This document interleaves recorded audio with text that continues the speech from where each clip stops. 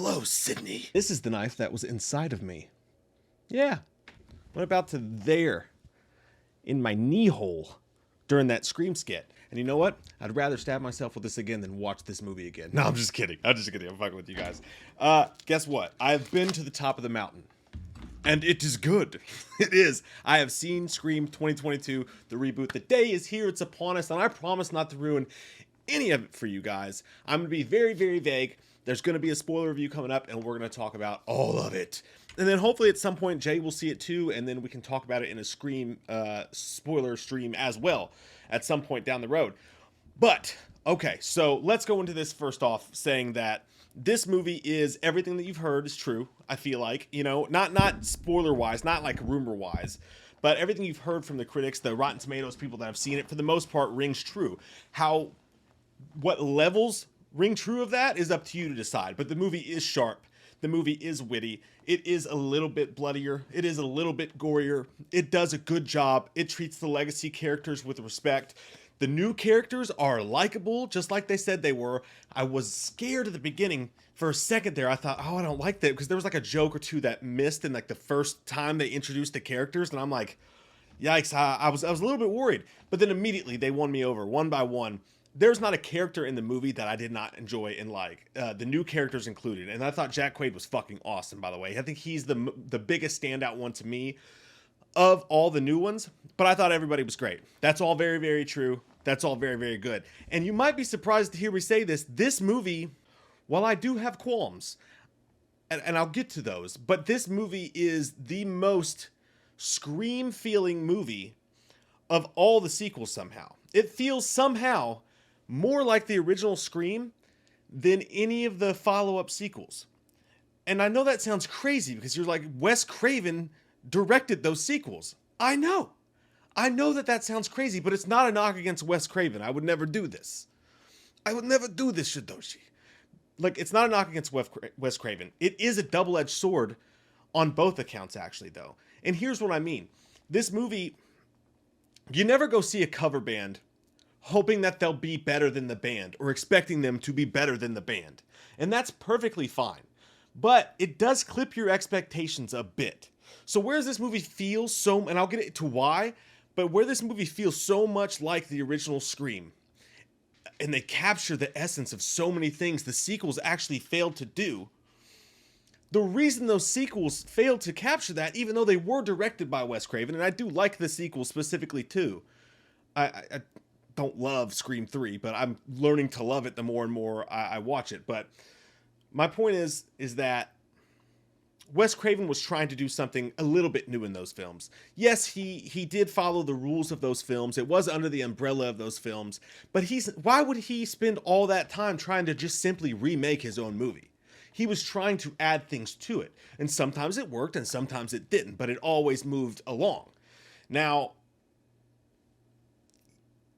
this movie is simply trying to, for the most part, recreate the atmosphere of the original Scream, which is what we want, and that's what a requel is. So you cannot judge it for that. I'm not complaining about this. I'm simply noting that this movie has a ceiling, you know? And now, we didn't know exactly what the plot was going to be going into this, and I'm not going to get into any of that stuff because I don't want to spoil or ruin anything for anybody. But what I will say is that the movie does a great job in feeling just like Scream, the original Scream. And I will also say that, in a way, that clips its wings from being a truly great film and making its own mark. I think that has to come in the sequels. Because this feels kind of like, dare I say, it feels a little bit Force Awakens-ish. You know, but that's not always a bad thing. The problem with Force Awakens is what they did next. You know what I mean? Force Awakens was fine for most people when it came out. You know? But here's the thing about this. Going back to the same analogy I made before, you can never go see a cover band hoping they'll be better than the original, right? Because that's just nonsense, poopy pants. You can't expect that. But what can the cover band do? They can use instruments that the band from the past that they were covering didn't have to their availability. You know what I mean? They can use modern instruments. They can do certain things. And one of the best parts about this movie, about Scream, is Ghostface and how they use him and what he does. So nobody ever talks about the way Ghostface moves. Nobody ever talks about, not in the way that like Michael Myers and Jason Voorhees and the actor, it doesn't seem like they do at least. But in this movie, the stunt actors or whoever's under there playing Ghostface is quick. He has those movements down pat. The way Ghostface is shot on the camera, he's menacing, he's scary. The movie's not necessarily scary. The movie's more thrilling than anything else because you're watching these characters, the new ones that you like and you care about, and then the old ones that you really care about and love. And when they're in any kind of danger on the screen, it's edge of your seat, thrilling. The movie's not very, very scary by any means. It's definitely, I'd say it's the scariest since the original. But none of those sequels are scary. I mean, do you find them to be scary? Or do you find them to be entertaining at this point? For someone who's never seen a Scream movie, this movie may be scary. But you get what I'm saying. But my point is that Ghostface is done so good. It seems like he talks a little bit more in this than he did in the previous ones, and I could be wrong about that, but I just get that sense. And one scene in particular that I thought that they nailed, that some of the sequels have been lacking, is they gave a certain conversation, one of the phone conversations, room to breathe. It wasn't just a, hey, I'm Ghostface, I'm gonna gut you like a fucking fish, let's get this show on the road, how you doing, keep it moving, to quote the Pat McAfee show. But he tricked them in this phone call. Like, he took his time, and the phone call went on longer than they seem to in any of the sequels in this particular scene, and I really did enjoy that specifically. There's been a lot of talk about the movie being gorier and bloodier, and I actually felt like there was less than I thought. There was less murder and mayhem than I expected. There's plenty. You gotta understand, my fucking expectations for this movie, my hype, not expectation, my hype for this movie is fucking fuck yeah, water slide, fuck yeah, let's go.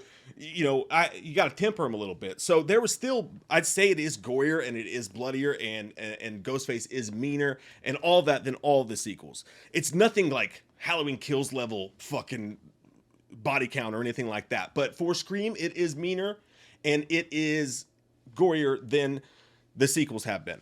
I will say that for sure.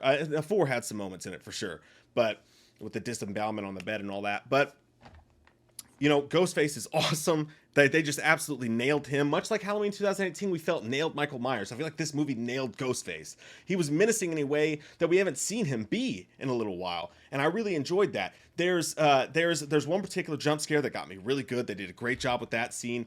There's a couple little surprises here and there that they do a great job of. I will not be talking about the reveal, though I do have a lot of thoughts on it, and it does affect my score in the movie, but I'm going to save that entirely for the spoiler conversation because I feel like anything you say about that's going to give it away, so I'm not going to say anything positive, negative.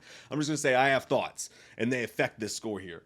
But what this movie is such a fucking solid, well-oiled, well-made fucking machine that flies the fuck by. Everyone's talking about the crazy third act in all the reviews I've read, but for me, I was just shocked we were there. Something happens and I went, what the fuck? It's the end of the movie? It is so well paced. And I was having such a fun time just watching this movie that, I mean, it just goes by and it's gone. And you know what? Scream is one of the most rewatchable films in history to me. I can watch that. I've seen that as many times as I've seen probably any movie. That and Jim Carrey's Liar Liar.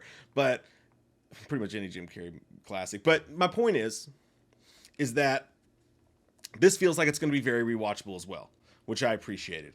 Especially the scenes with Ghostface in him, they were just amazing, and he's in there a lot. You get a lot of them. There's an emotional scene or two with the legacy cast that really got me, particularly a scene between Dewey and Gale just speaking to each other. But that was really nicely done. I loved Dewey in this one in particular. He was probably my favorite in this one of the returning people. But I mentioned this in the 5 things that you got to do in a Scream movie, the 5 rules. Radio Silence just they nailed this one. Like, specifically when one scene goes, the transition from one scene after a kill or something to another. Someone gets killed, boom, the camera starts in the sky, a song from the soundtrack plays, the camera views down to the start of the next scene. Those are little cues in every single Scream movie, and they just fucking crush those. The camera angles, the way Ghostface moves, I can't gush enough about how well of a job they did with this. And in a weird meta twist, like I said, I give this movie an 8.5 out of 10. I really enjoyed it. I liked it a lot. I think you will too. But in a weird meta twist, which is how perfect is this for Wes Craven? In a weird meta twist, should they decide to do a sequel, its sequel will be the one to leave its mark truly. Because this film had to be that ode to the original movie. It had to do all these certain things. It had to hit these marks. It had to be a tribute in the way it was. In an ironic twist, its sequel will be the one that has the chance to really cast a legacy, should they just decide to do it. And I hope that that makes sense, because I feel like that is the most telling line I can give about this movie.